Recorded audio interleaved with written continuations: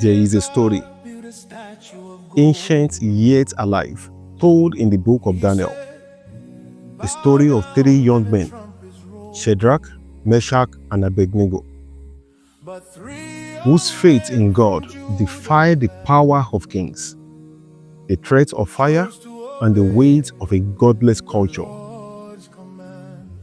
They were exiles from Judah, living in Babylon, a system that demanded worship not from devotion, but from fear.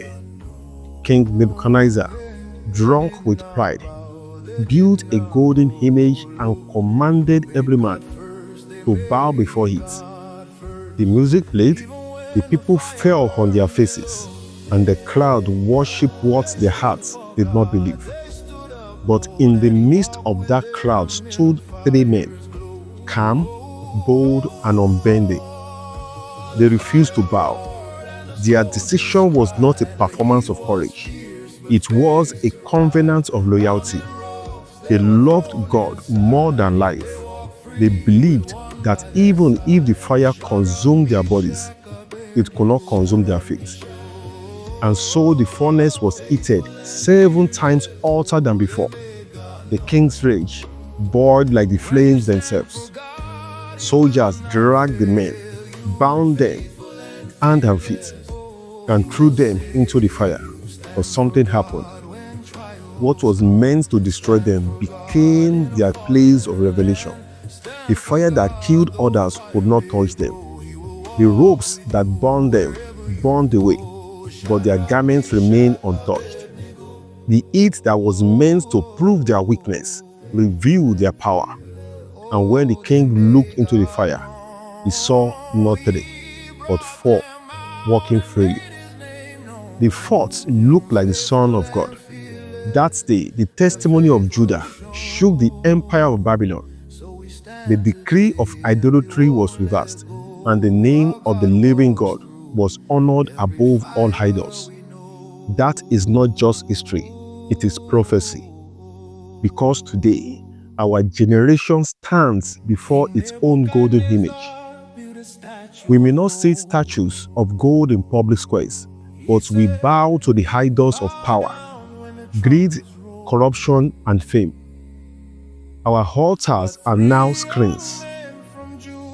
Our incense is applause, and our gods wear the faces of influence.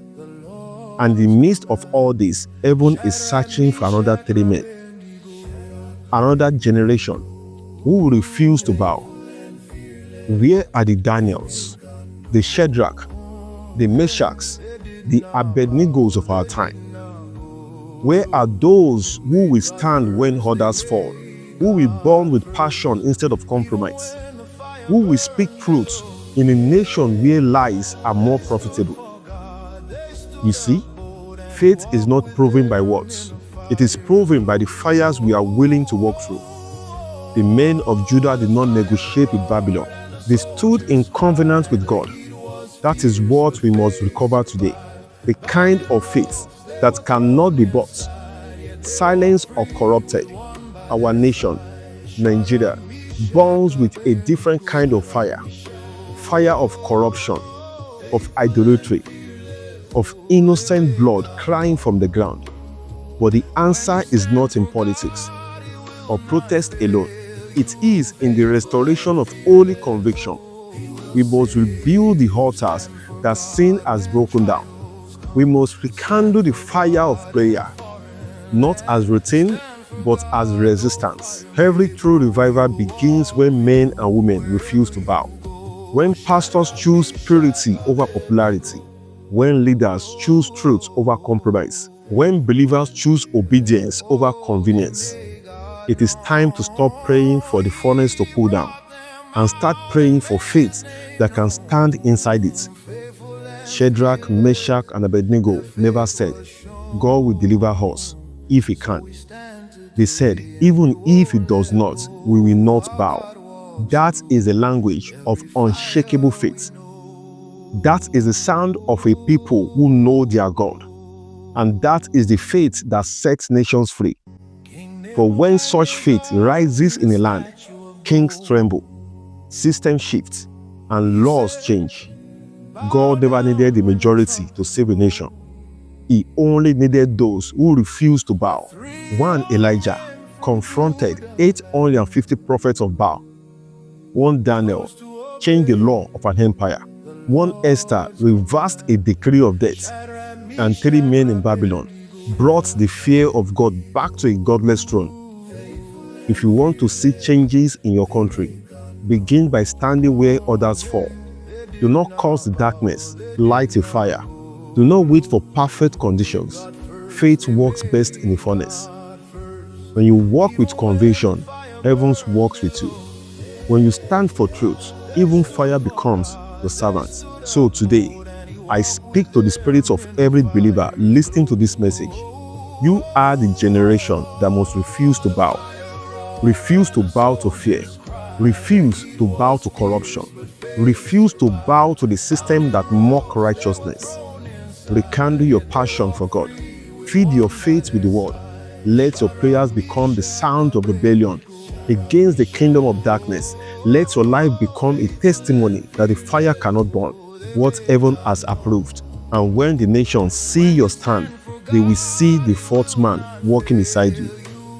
They will see Christ revealed again in a burning world. For he is still the same yesterday, today, and forever. And the fire that once walked in Babylon now walks with us.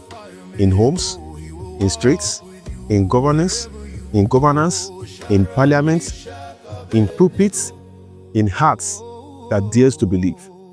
The question is no longer, where is God?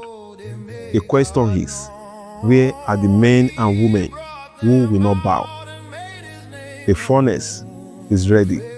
The world is watching. Heaven is calling. Stand firm and let your faith set your nation free. The furnace is ready. The world is watching. Heaven is calling. Stand firm and let your faith set your nation free.